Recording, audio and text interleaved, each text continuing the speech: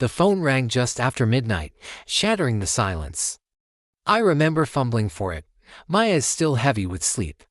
It was Leo. His voice was a strained whisper, tight with a kind of panic I'd never heard before. "Hey," he said, "I need a huge favor. If anyone asks, you were with me tonight. The whole night, okay?" Just like that. No explanation, no details, just a desperate plea hanging in the dead air between us. My first instinct, my only instinct, was to protect him. Leo was my best friend, practically a brother. We'd been through everything together since we were kids. So, without a second thought, I said, "Yeah, of course. I was with you." The line went dead. I stared at the ceiling for a long time after that, a cold knot forming in my stomach. What had he gotten himself into? But it didn't matter. Loyalty came first. That's what I told myself. The next morning, two detectives were at my door. They were polite, professional, but their eyes missed nothing. They asked about my whereabouts the previous night. I took a deep breath and started the story we hadn't even rehearsed. "Leo was here," I said, trying to keep my voice steady. "We watched a movie, ordered a pizza. Just a quiet night in." I even named the movie some action flick we'd talked about seeing. They listened, nodding slowly, jotting things down in their little notebooks. They asked what time he left. I said he stayed until about 1 in the morning. They thanked me for my time and left. As the door clicked shut, I leaned against it, my heart pounding like a drum. I thought that was it. I thought I'd done my part, been the loyal friend he needed. I sent Leo a quick text, "Cops were here." Handled it. His reply was almost instant, "Thanks. You're a lifesaver." For a moment, the relief was so overwhelming I almost convinced myself everything was fine. But that feeling, that cold knot in my stomach, it never really went away. It just tightened. A week passed. It was a week filled with an unnerving silence from Leo. He avoided my calls, gave short, one-word answers to my texts. The easy camaraderie we'd shared our whole lives was gone, replaced by a tense and spoken distance. I tried to brush it off, telling myself he was just stressed, that whatever trouble he was in would blow over. But I knew deep down that something was fundamentally broken. The lie I told for him wasn't a bridge between us, it was a wall, growing thicker and higher with each passing day. I felt isolated, trapped in a story that wasn't mine. Every knock on the door made me jump. Every siren in the distance sent a jolt of anxiety through me. The world, which had always felt so straightforward, now seemed full of hidden corners and watching eyes. I was living on a knife's edge, all for the sake of a loyalty I was beginning to question. Was this what friendship was? Carrying a burden you didn't understand, for a person who wouldn't even talk to you. The silence was worse than any argument.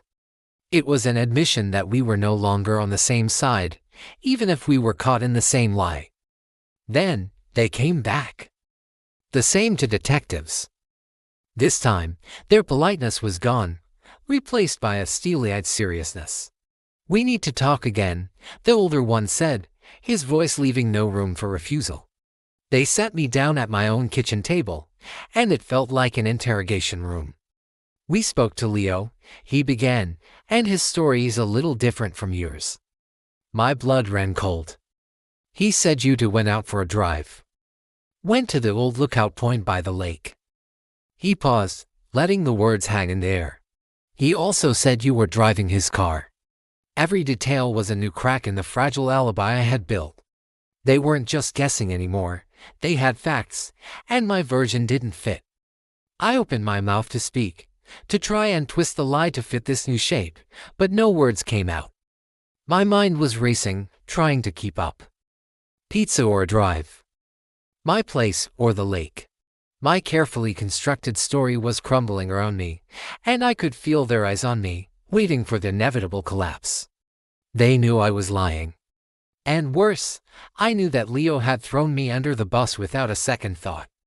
He hadn't just lied, he'd built his lie on top of mine, making me an active participant in something I knew nothing about.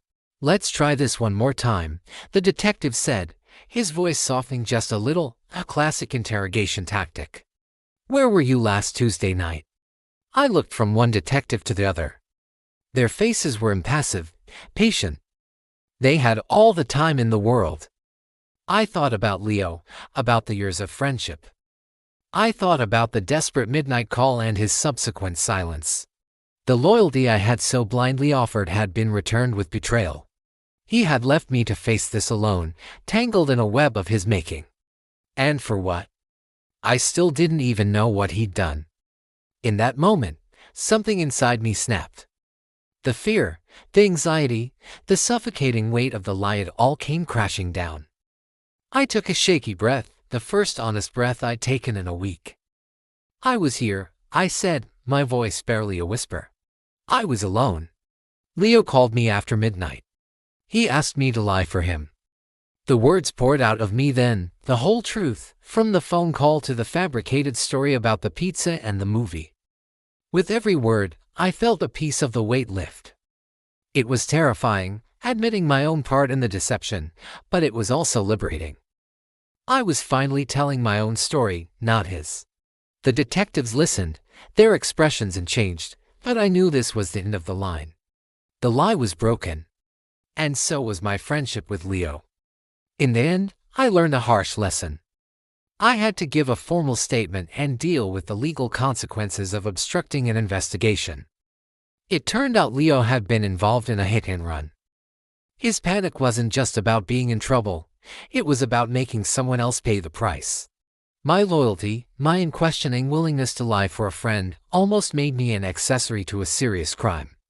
I learned that loyalty can't be a one-way street, and it should never, ever ask you to sacrifice your own integrity. True friendship doesn't demand lies, it's built on trust and honesty, even when it's difficult. A lie might feel like a shield in the moment, but it's a cage in the long run. It traps you, isolates you, and eventually, it falls apart, taking everything you tried to protect down with it. The truth can be hard, but it's the only foundation that will actually hold. Thanks for watching. Follow Moral Compass 01 for more real stories that teach us real lessons. Stay true to yourself.